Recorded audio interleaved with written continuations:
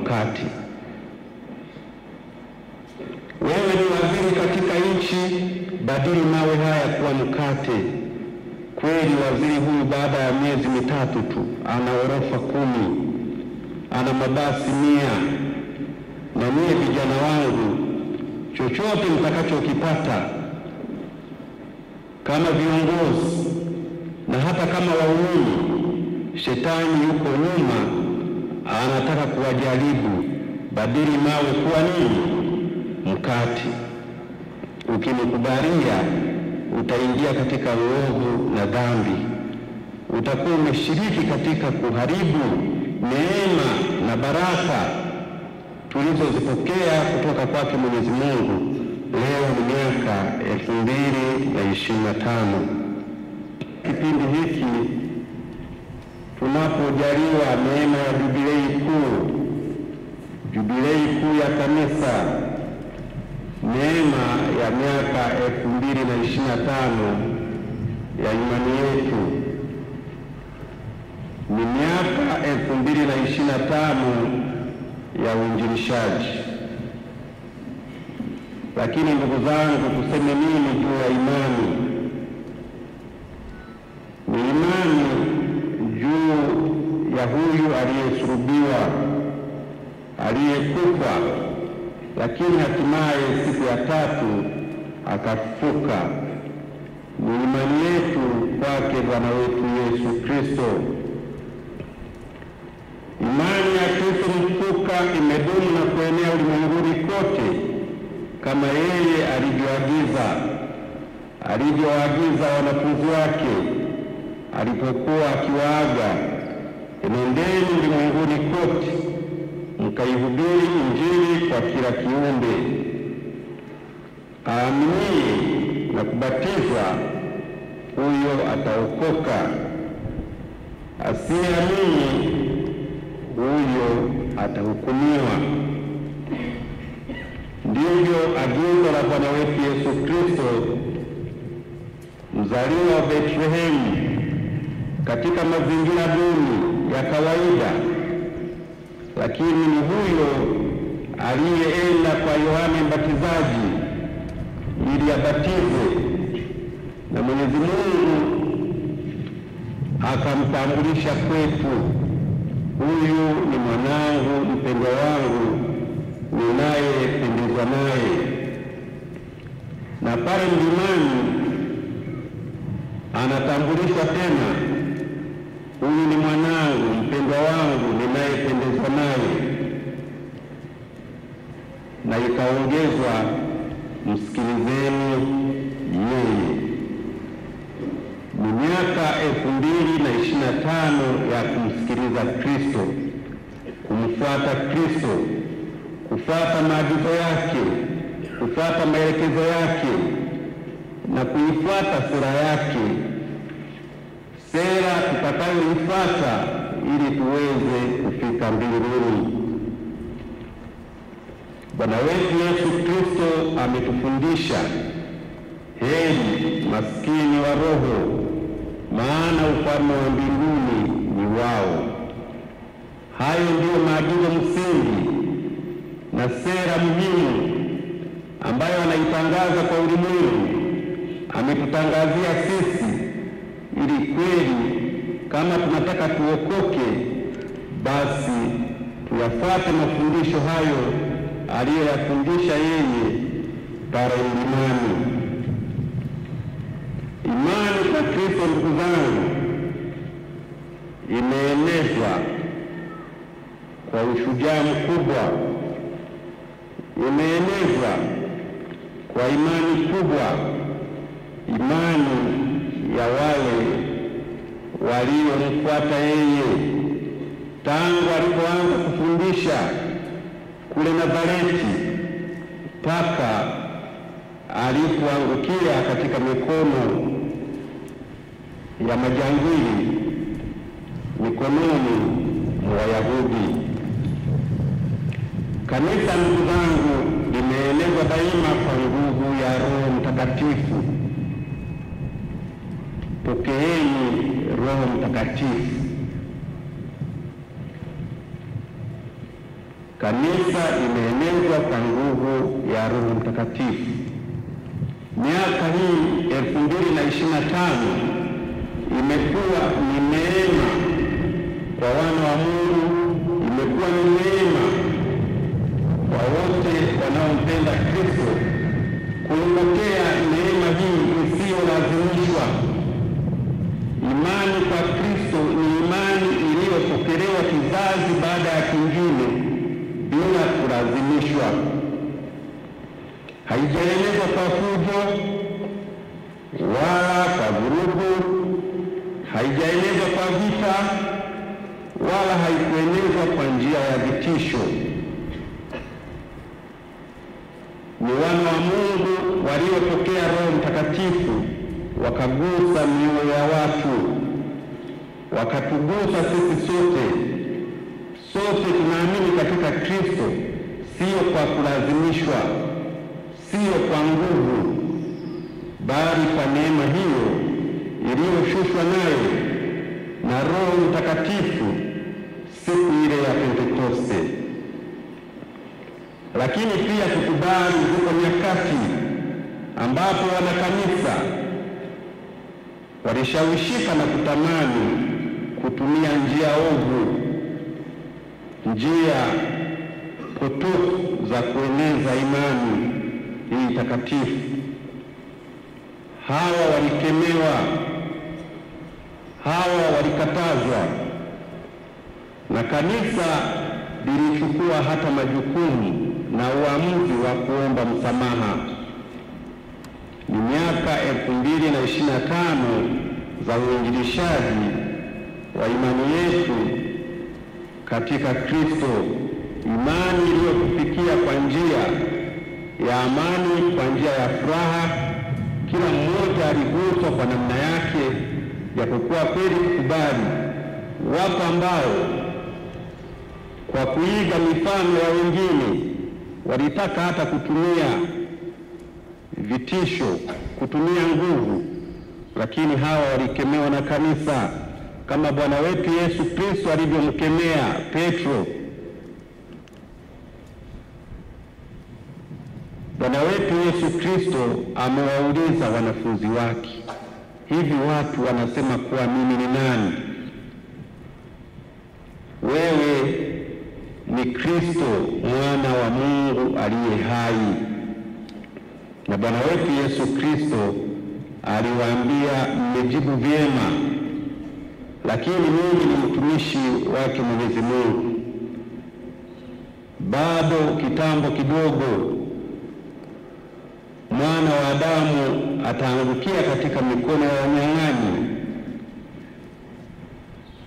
atauawa, lakini siku ya tatu atafufuka.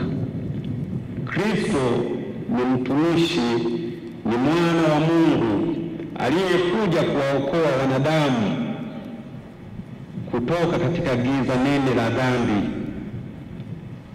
Tuamini hivyo kwa sababu yeye alichukua mwili akawa sawa na sisi, ili sisi tupate kitu cha kujifunza kutoka kwake, tuweze kuona namna ya kuishi kitakatifu na kiadilifu. Tuone kwa huyu aliyeshuka toka mbinguni akawa kama sisi, na hivi akatufundisha hata namna ya kuishi mateso. Aliteswa, akaangukia katika mikono ya waovu, akauawa, lakini siku ya tatu akafufuka. Wafuasi wake anaposhikwa hawaamini, huyu ndiye tunaamini ndiye Kristo, huyu ndiye Masiha. Kwa nini aangukie katika mikono ya waovu? Petro tunaambiwa alijaribu hata kumlinda. Ndivyo ambavyo hata sisi leo tunashawishika kwa miaka 2025 kulilinda kanisa, kana kwamba Mwenyezi Mungu hana mpango na kanisa lake. Tunalazimika wakati mwingine tutumie nguvu. Mungu hakuja kutumia nguvu, alimwambia Petro, rudisha upanga wako alani. Ndivyo Mwenyezi Mungu amekuwa akituambia siku zote. Kanisa la Mwenyezi Mungu halijaenezwa kwa nguvu, halijaenezwa kwa mabavu, halijadungwa kwa bunduki, linalindwa kwa sala zetu. Ni miaka 2025 ya kutukuza uwepo wa Mwenyezi Mungu, lakini ni miaka 2025 yetu sisi wanadamu kujifunza kusali na kumwomba Mwenyezi Mungu ili tuishi vyema na hatimaye tuweze kufika mbinguni. Ni miaka 2025 ya kufanya toba na kuiamini Injili. Yeye mwenyewe ametuambia ufalme wa Mungu umekaribia, tubuni na kuiamini Injili. Vijana wangu wanavyuo, mnaalikwa kufanya toba katika kipindi hiki. Mjifunze kuwa wafuasi wazuri wa Bwana wetu Yesu Kristo, ili msiishie tu kupata yale mnayofundishwa hapa. Ni kweli muhimu ili tuweze kuziishi neema za Mwenyezi Mungu, lakini cha muhimu zaidi ni ufalme wa Mungu, ni ufalme wa mbinguni. Zipo pia nyakati mitume na wanafunzi wake Bwana wetu Yesu Kristo walifikwa na mateso, wakapigwa na wengine hata kuuliwa. Wapo waliokatwa vichwa, wapo walioambiwa kwamba mkane Kristo, sema kwamba Kristo sio Mungu. Lakini kila walipopata nafuu, walipopewa nafasi, tunafundishwa katika Matendo ya Mitume sura ya 5 mstari wa 40, kila walipoachiwa watu wale walitoka kwa furaha wakimtukuza Mwenyezi Mungu na wakaendelea kuhubiri. Miaka 2025 ya ujasiri ya ndugu zetu waliotutangulia. Kila na wewe unapokuwa jasiri katika kulihubiri neno la Mwenyezi Mungu, kuishi mapenzi ya Mwenyezi Mungu, unalieneza neno hilo na unalifanya liwe imara katika maisha ya wanadamu. Miaka 2025 ni safari, ni hija ambayo Mwenyezi Mungu amelipitisha kanisa lake hatua moja baada ya nyingine mpaka hapa lilipo. Tunamshukuru Mwenyezi Mungu kwa neema hiyo, kwa neema hizo nyingi. Ni nani asiyejua katika historia kuwa vyuo vikuu vya kwanza kabisa katika ulimwengu huu vilianza na kanisa? Bologna huko, Padua, chuo kikuu cha Paris, vikaja vyuo vingine vya Oxford kabla hatujanyang'anywa na mfalme wa huko. Ni neema ya Mwenyezi Mungu iliyotaka kumgusa mwanadamu, kubadili maisha ya mwanadamu kutoka katika uduni wa dunia hii na kumuingiza katika fahari ya kimwili na kiroho. Lazima tumshukuru Mwenyezi Mungu. Tunaendelea kumshukuru Mwenyezi Mungu wanakanisa wanapotambua wajibu wao kwa jamii, kuwaelimisha Watanzania na watu wote ulimwenguni, si tu katika mambo ya dunia hii, bali kupitia hayo wamjue Mwenyezi Mungu, wampende, wamtumikie na hatimaye wamfikie huko mbinguni. Na nyinyi ndugu zangu, vijana wangu, wengine mtakuwa maprofesa, wengine mtakuwa chochote katika taifa hili na katika ulimwengu huu, lakini kumbukeni haya mnayofundishwa, hayo mnayoyapata hapa ni kwa ajili ya kumjua aliye juu, kumpenda, kumtumikia na hatimaye muweze kumfikia huko aliko. Ni nani asiyejua kuwa hata taasisi nyingi za tiba na mipango mingi ya kiulimwengu nenda kwenye sheria imeasisiwa na kanisa katika historia yake hii ya miaka 2025. Ni neema kwetu. Leo watu watakaojivuna, watakaojisema kwamba wao ni maarufu, wana uwezo, wamegundua, lakini ndugu zangu, bila nguvu za Roho Mtakatifu zilizotufikia kwetu sisi kupitia kanisa lake, pengine mambo yote haya yasingekuwepo. Ni kweli kupitia taasisi zetu yametokea pia hata yale maovu, kwa sababu shetani lazima awe kati yetu na anamfuata yule ambaye ni mtakatifu na mwadilifu. Alimfuata Bwana wetu Yesu Kristo baada ya ubatizo, anamjaribu mara 3. Badili mawe haya kuwa mkate. Tunafundishwa daima na shetani kubadili mawe kuwa mkate. Wewe ni waziri katika nchi, badili mawe haya kuwa mkate. Kweli waziri huyu baada ya miezi 3 tu ana ghorofa 10, ana mabasi 100. Na mie vijana wangu, chochote mtakachokipata kama viongozi na hata kama waumini, shetani yuko nyuma, anataka kuwajaribu. Badili mawe kuwa nini? Mkate. Ukinikubalia utaingia katika uovu na dhambi. Utakuwa umeshiriki katika kuharibu neema na baraka tulizozipokea kutoka kwake Mwenyezi Mungu. Leo ni miaka 2025. Haya machache na mengine mengi yasitufanye tukose unyenyekevu, yasitufanye tujenge kiburi na majivuno, bali tumtukuze Mungu zaidi na zaidi, na tumuombe atusaidie ili tufike kwake mbinguni. Baba Mtakatifu Francisco mwaka jana aliutangazia ulimwengu kuwa mwaka 2025 ni mwaka wa jubilei kuu, jubilei ambayo kanisa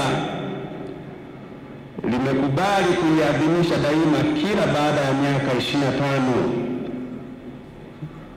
Baba Mtakatifu akakuambia dhamira kuu ya kutuongoza katika kipindi hiki itatoka katika Warumi 5 mstari wa 5 unaosema tumaini halitahayarishi au tumaini halikatishi tamaa. Sote ndugu zangu, kwa agizo la Baba Mtakatifu tumealikwa kwenda Roma kuhiji. Wale wanaoweza waende Roma kuhiji. Kuna makanisa yetu 8 ya kipapa ambayo Baba Mtakatifu mwaka jana alifungua malango yake kama ishara ya lango kuu la mbinguni, ambapo sote tukiweza kuingia tutapata furaha ya milele. Tumealikwa kwenda Roma, tupite katika moja ya hayo malango ya kipapa kama ishara ya kukutana na Bwana wetu Yesu Kristo, ambaye hakika ndiye mlango. Yohane sura ya 10 mstari wa 7 mpaka wa 9. Kristo ni mlango wa wokovu wetu. Kristo ndiye tumaini letu na lango letu la uhakika kwenda kwa Mwenyezi Mungu huko mbinguni. Lakini kwa sababu hatuwezi sote kufika Roma, Mama Kanisa ametupa ruhusa ya kuwa na maeneo mbalimbali hapa kwetu. Hivyo mababa askofu na wao mwaka jana mwishoni walitumia fursa hiyo kufungua milango, ishara wazi ya neema za Mwenyezi Mungu ambazo haziko wazi hivyo, lakini tukizitumia tutabarikiwa. Kiuhalisia, wanadamu tunapitia mengi katika maisha yetu.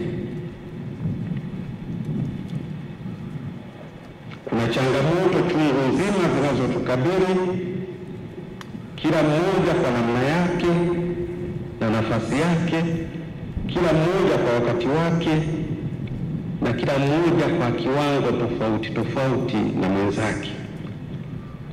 Changamoto hizi kwetu vijana,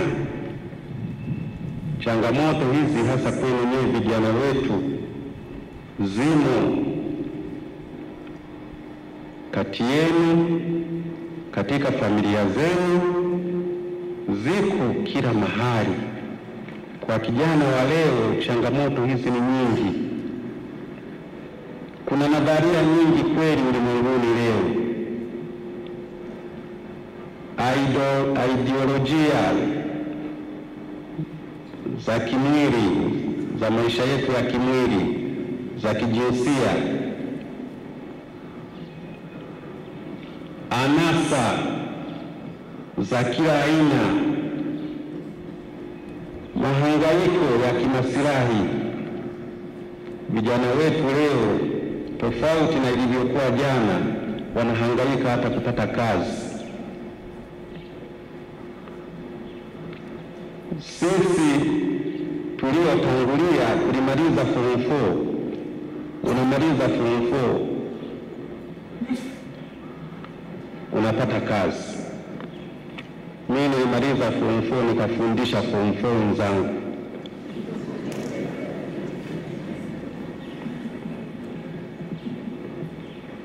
Na tulikuwa tunagombaniwa mara bima, mara kwenye mabenki. Leo vijana wetu hawa wanahangaika, halafu sisi tunarudi kuwaambia mjiajiri. Tumepata wapi ujasiri wa kuambia wajiajiri wakati sisi hata hatujui kujiajiri? Tunaweza kujiajiri baada ya kuajiriwa. Tunawaambia wajiajiri wakati watoto wetu, ndugu zetu tumewatafutia ajira. Hizi zote ni changamoto, lakini mfanyeje? Hali hii imepelekea baadhi ya watu na hasa vijana wetu kukata tamaa. Baadhi wamejikuta wakikatia tamaa maisha, na matokeo yake kujiona hawana thamani, na hata kuyaona maisha yenyewe hayana thamani. Hali hii imepelekea matukio ya uharibifu, maumivu na mengine mengi kuongezeka katika jamii. Tumealikwa sisi sote tuungane, tutiane moyo, tusafiri kimwili hata kiroho tukiwa tumebeba msalaba, na tutanguliwe na msalaba. Tumepewa nembo nzuri kweli katika kipindi hiki. Mataifa yote ulimwenguni, mashariki na magharibi, kaskazini na kusini, wafanye hija, wasafiri wakiwa wamebeba msalaba. Msalaba ni ishara ya wokovu. Kwa Wayahudi tunaambiwa na Mtakatifu Paulo kwa Wakorinto sura ile ya 1 mstari wa 23. Kwa Wayahudi msalaba ni kikwazo. Kwa Wayunani msalaba ni upuuzi.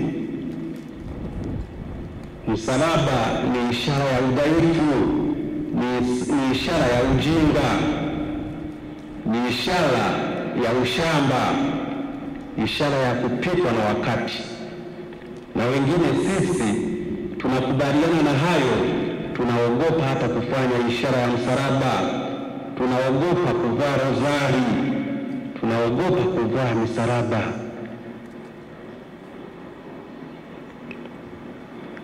Bali kwetu, bila shaka nanyi vijana wangu, msalaba ni nguvu ya Mwenyezi Mungu, ni hekima yake Mwenyezi Mungu inayotuokoa sisi katika mahangaiko na shida.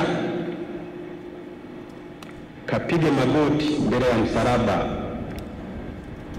fanya ishara ya msalaba. Mwenyezi Mungu atakuepusha na maovu, atakuepusha na dhambi. Ni nguvu ya Mungu inayotupa matumaini ya kuendelea kutafuta hakika ya maisha yetu. Hayo ndiyo mafundisho msingi ya kipindi hiki. Tunawapongeza wanachuo na jumuiya nzima ya hapa kwa sherehe ya jubilei kuu. Tunawapongeza kwa kufanya hija. Piteni katika lango la kweli ambalo ni Bwana wetu Yesu Kristo. Mtafarijika, mtaishi kwa matumaini, na mwisho wa kila kitu mtafika mbinguni. Yapo mahangaiko tunayoweza kuyapata kama wanadamu, hatuwezi kuyaepa. Tutaumia kimwili, tutafadhaika, lakini Kristo yupo kutufariji. Tuwe na matumaini kwake. Daima huwa tunaimba tumaini letu ni kwa Bwana aliyeumba mbingu na dunia. Yeye ndiye anajua tunakotoka na tunakoenda. Tusije tukasahau kamwe kumwomba kila hatua ya maisha yetu. Na vijana wangu, msiwe na hofu. Wapo wanaowaombea, kanisa linawaombea, daima linawatakia kila jema.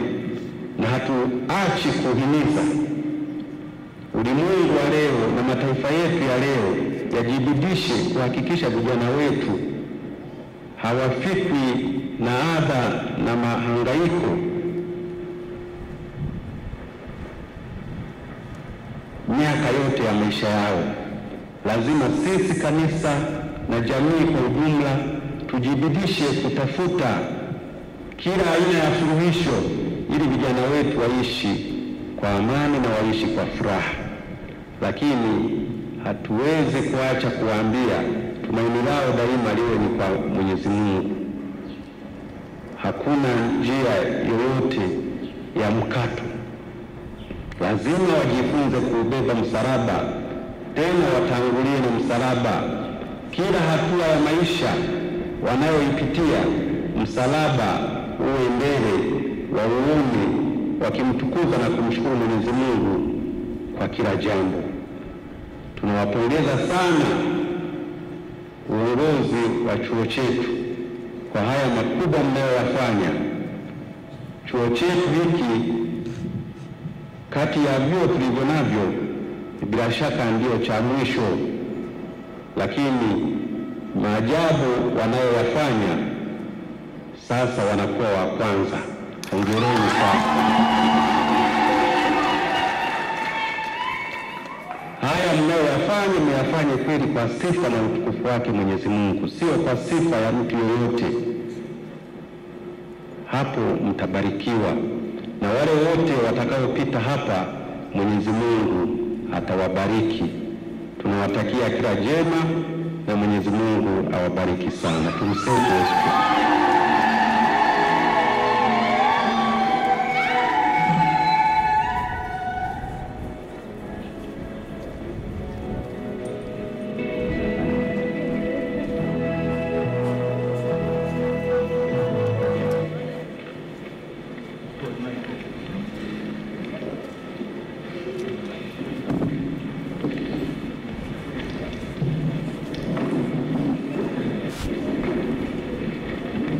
tusimame